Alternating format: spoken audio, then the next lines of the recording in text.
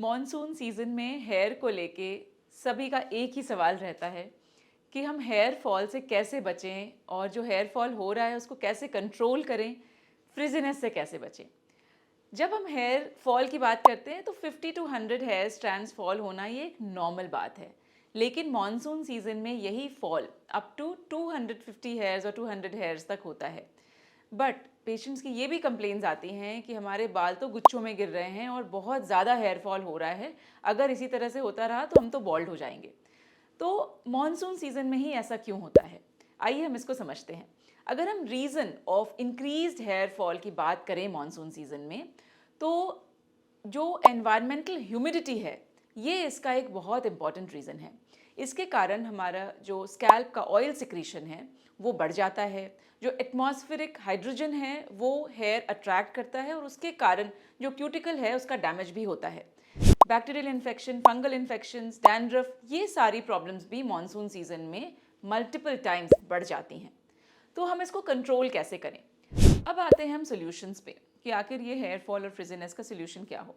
तो हम स्टार्ट करते हैं हेयर वॉश से। आप अपने हेयर वॉश के पहले एक जेंटल ऑयल मसाज कर सकते हैं, वार्म ऑयल भी हो सकता है, बट एक्सेसिवली हॉट ऑयल या फिर बहुत विग्रस मसाज नहीं होना चाहिए। जो शैम्पू है वो आप डेली भी कर सकते हैं, बट आपका शैम्पू करेक्ट होना चाहिए और सल्फेट फ्री होना चाहिए। जब आपने शैम्पू कर लिया, फिर कंडीशनर की बात आती है तो एक्सेसिव क्रीमी कंडीशनर्स को अवॉइड करें और लाइट कंडीशनर्स ही यूज़ करें इस सीज़न में। आपके वेट हेयर को आप बहुत ज़्यादा विग्रसली कोम ना करें, इससे ब्रेकेज बढ़ेगी। तो जेंटल कोम्बिंग करें और आप हो सके तो अपने हेयर्स को नेचुरली ड्राई होने दें। लो ड्राइंग से भी हेयर डैमेज होता है, तो आपको इसका भी ध्यान रखना है कि हम एक्सेसिव लो ड्राइंग ना करें। आप अगर बहुत ज़्यादा हीटिंग इंस्ट्रूमेंट्स का यूज़ करते हैं हेयर स्टाइलिंग में, तो उसको भी इस सीज़न में ऑलमोस्ट अवॉइड करें तो बेटर होगा। और अगर अवॉइड ना हो पाए तो एटलीस्ट जितना हो सके कम से कम यूज़ करें। आप अगर हेयर मास्क यूज़ करते हैं तो वीकली वंस करना ठीक रहेगा। अब हम आते हैं एक बहुत ही इंपॉर्टेंट एस्पेक्ट पे, वो है न्यूट्रिशन। क्योंकि मॉनसून सीजन में हमारी स्वेटिंग भी बहुत एक्सेसिव होती है, तो ऑब्वियसली हमें वाटर इनटेक बहुत अच्छा रखना है। हमें अपने आप को हाइड्रेटेड रखना है ताकि हेयर्स में भी हाइड्रेशन की कमी ना हो। और अगर न्यूट्रिशनल डेफिशिएंसी आपको पहले से है तो आप इसको ज़रूर सप्लीमेंट करें। अगर मान लीजिए आयरन डेफिशिएंसी है या आप हाइपोथायरॉइड हैं और थायराइड सप्लीमेंट्स लेते हैं, या फिर इनफैक्ट अगर डायबिटिक हैं, या अगर विटामिन B12 की डेफिशिएंसी है, विटामिन D3 की डेफिशिएंसी है, तो आप इनको अलग से भी सप्लीमेंट करें।